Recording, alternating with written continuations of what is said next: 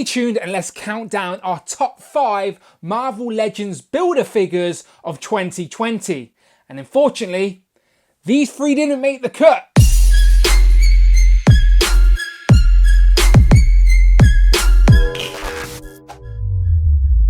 Ciao and welcome back to the channel, Dan Who Reviews. As always, my name is Dan W. Make sure you were following me on Instagram at It's Dan Who. And 2020 is over, so you know what that means. I like to celebrate the year that was in Marvel Legends and break it down into categories and celebrate some of my favorite figures. So I already have a top 10 comic figures and a top 10 movie figures on the channel right now. I'll put the links in the description. Today's video, however, I like to switch it up a little bit and do my top 5 Marvel Legends Builder figures of 2020. Now, we rarely get 10 Builder figures in a year, so I'll just break it down and do a top 5, nice and simple. And the 3 you see on the table right now are my runners-up. These did not make the top 5, unfortunately, but they are still some great Builder figures. But no surprise to anybody that the Gamerverse figures did not make my top 5. As I said, I'll try and put this list together as my own personal figures I want in my collection. And if I had to take a couple out, then unfortunately the Gamerverse figures are going to be the first ones. But that doesn't mean they're not great figures. Honestly, this is probably the best Abomination we have in Marvel Legends form. It's just that head isn't my mind's eye version of Abomination from the comics or even from the films. So maybe we can get a re-release of this Abomination, or they can pop in an interchangeable head and somewhere down the line, and this would be a very nice figure indeed. So yeah, great Abomination figure, just not the one I want for my collection. And then over here we have the very confusing skin tone Joe Fixit. So essentially it's a Hulk skin from the Gamerverse game, but it's a Hulk in a suit essentially. But the Gamerverse version couldn't decide if he was grey or green, so the skin tone is a little bit in between, so it sort of has to be fudged into your comic collection. It can be though. Out of all of these on the table, this one and Demogoblin can definitely be put into a comic display. But again, if one had to make the cut, it would be him, because my mind's eye version of Joe Fixit wears the white suit and he has the grey skin. But this is still a very nice figure. Good to just have as a brute bodyguard in your display somewhere maybe. But still, nice figure, just didn't make my top 5, unfortunately. And then here in the middle, we have this very nice Demogoblin on a nice stand that we've seen for the first time in Marvel Legends form. And then he's like flaming sort of glider, which I like the glider and the stand. Very nice touch. All goblins should come like that. But we already had a Demogoblin interchangeable head that we got with Hobgoblin, so I wasn't in a massive rush to get a brand new Demogoblin reissued. It's a very nice figure, much better than that, just that interchangeable head.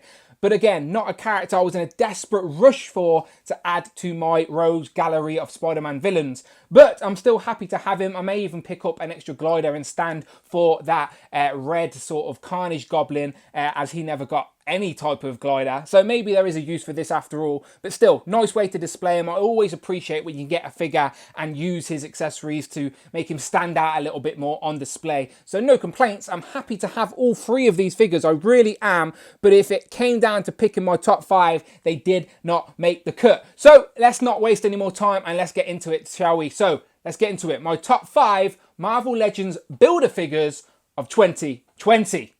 Kicking us off at number 5, we have the Super Skrull Builder figure from the early Fantastic Four wave we got at the start of 2020. Now, this is a very nice Builder figure. It's essentially an army builder as a Builder figure. That's what's very frustrating. That's why he's only at number 5, because I appreciate the figure, wanted it for the collection. It's a great figure, but it's frustrating to get a character that could essentially be an army builder as a Builder figure. It's the hardest way to army build is when they're a Builder figure, because it means you've got to buy 6 figures over and over and over again to get a second version. So unfortunately, my second version still hasn't got any legs, but it is a good representation of the other pieces it comes with. So he came with 2 heads, a smiling head and a normal head, and then he also come with interchangeable arms that sort of demonstrate when he stole the Fantastic Four abilities. So you got sort of a rock arm there and then a translucent arm here. So again, plenty of mixing and matching so you can create an army, But it's a Build-A-Figure, so it's so frustrating. So I'm hoping, fingers are crossed,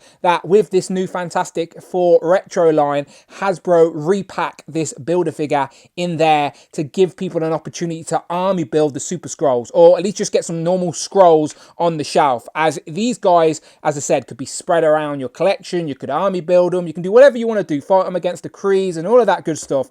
But yeah, this is a great figure. Really like it. It's a big character as well, so I understand why it's the Build-A-Figure, but again, it's just a character I want more than one of. So yeah, if you've got any extra legs, then please let me know, because I've got a Super Scroll that can't stand currently.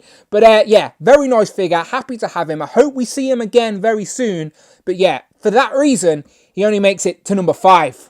At number 4, we have Crimson Dynamo. Probably the forgotten Build-A-Figure of 2020 because Black Widow has been moved around so much. But this is a slept-on Build-A-Figure. This is very impressive. Now, people's mind's eye of Crimson Dynamo may be all over the place because there is literally about 11 different versions of Crimson Dynamo. This is quite a modern version in reference to comics. In the 2000s, I believe this version was originally debuted. But it is a mind's eye version of Crimson Dynamo, at least to me, and it's a very nice version as well. So this just makes me excited for the potential of characters we could get as well, as I'd love Hasbro to start doing the Winter Guard, which is essentially Russians' version of the Avengers, where they've got Red Guardian obviously in charge, and they also have that giant bear, I believe he's called Major. That would be amazing as a Build-A-Figure. So yeah, this sort of makes me think there are plenty of potential for more characters in the Russian sort of world, and yeah, what a start. This is a great looking figure. Articulation is good for the sort of mech design that it is,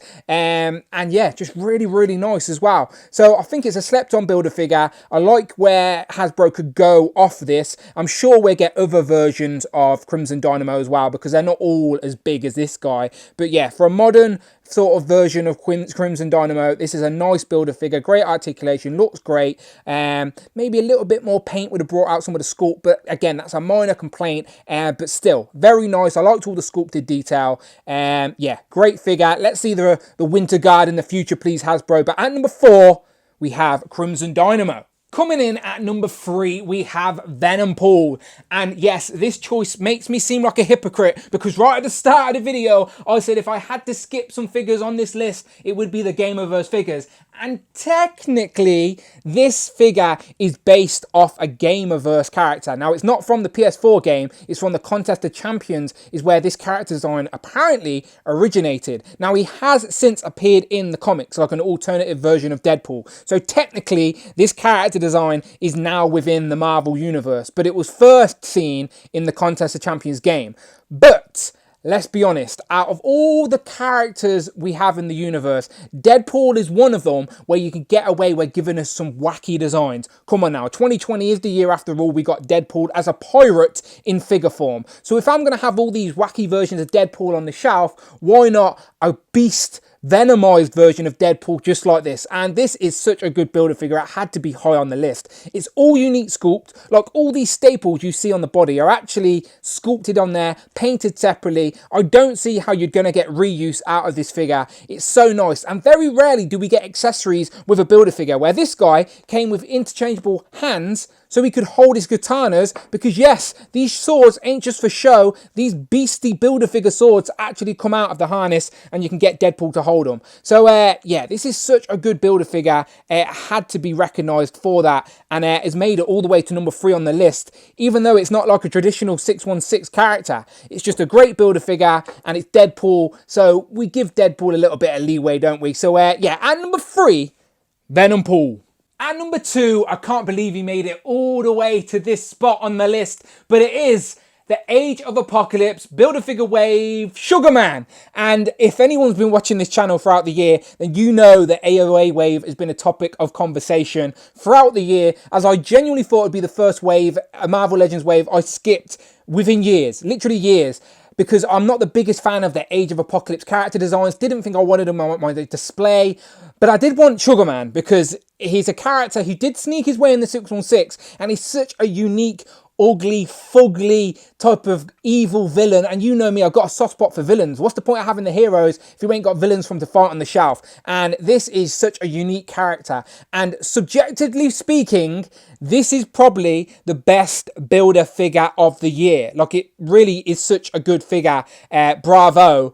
But for me personally, I'd rather have my number one out of the two. That is the only reason he's not at number one. But subjectively speaking, I can appreciate this being the best builder figure of the year, because there's no other way they could have given it us unless it was a deluxe. And then would enough people really drop the money to get a deluxe Sugar Man? Who knows? But still, he has 4 working, articulating arms, all with different hand expressions. He has his hammer that says sugar on it. This big ugly face with a big sticky outy tongue. No, it's not articulated, but still it's nicely sculpted. The teeth, you can literally put your finger in his mouth. You can get Sugar Man to bite your finger off. Even has a little harness piece down here to put in his sugar hammer if you want him to. Just an evil, fugly, unique looking villain. Now, again, I'm not the biggest fan of Age of Apocalypse designs, but this is a character that was made for that storyline and then found his way in the 616. So he can be in your display along with Dark Beast and Sunfire and some of the others.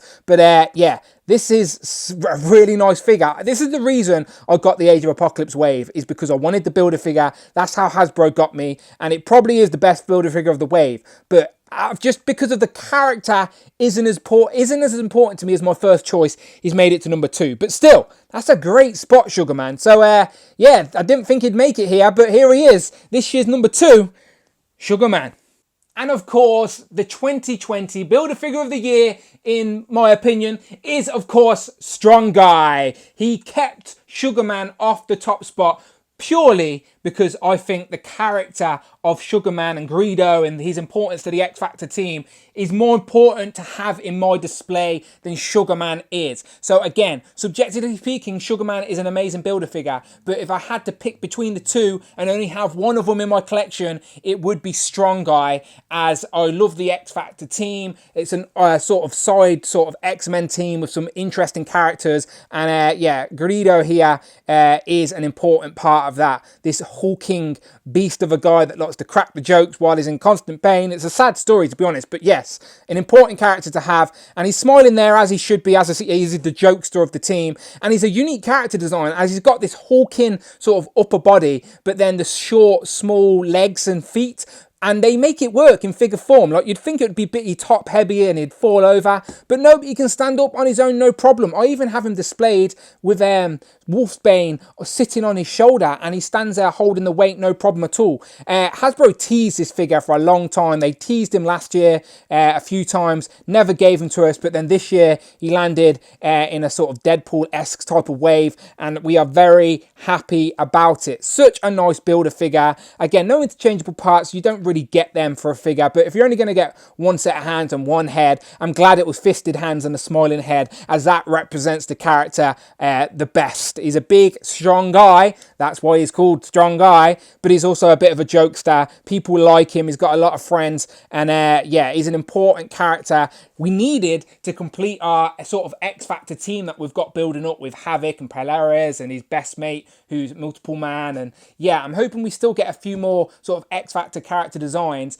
but we sort of now have some of the core members for that team on the shelf. So just for character importance for my personal collection and for such a great builder figure, he makes it to number 1. But I could completely understand how people have a different builder figure of the year. But this is my list, my rules, my opinion, and at number 1 for me, the most important builder figure added to my collection this year was Strong Guy. So there you have it, my top 5 Marvel Legends builder figures of 2020. Strong Guy, Sugar Man, Venompool, Crimson Dynamo, and Super Skrull. As always, people, you let me know what you think are the best builder figures of the year in the comments below. Let me know your top 5, or at least your top 3 builder figures. Always curious to hear your thoughts, as I love this time of year where people are dropping their top 10 lists, their top 5s, top 20s, whatever it may be. Everyone's lists are different for their own unique reasons, and as I said, that's what makes collecting great, is none of these are the right lists. None of these are the right and wrong answers. It's people's own personal personal opinions,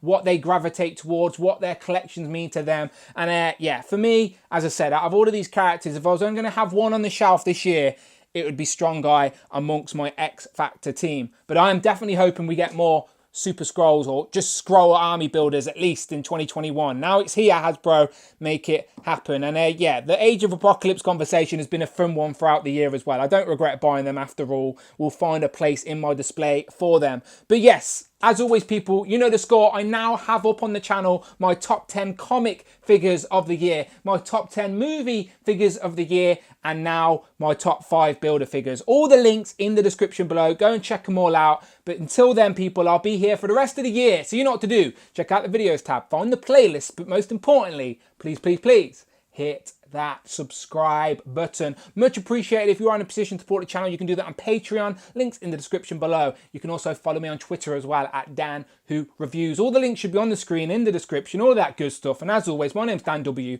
and I will, of course, see you on the next one.